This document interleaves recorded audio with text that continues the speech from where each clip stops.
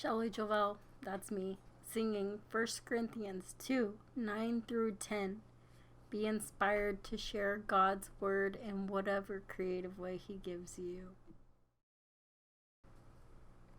But as it is written, eye hath not seen, nor ear heard, neither have entered into the heart of man the things which God hath prepared for them that love Him. But God hath revealed them unto us by His Spirit. For the Spirit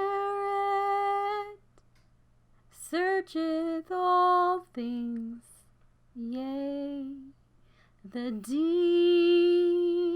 things of God.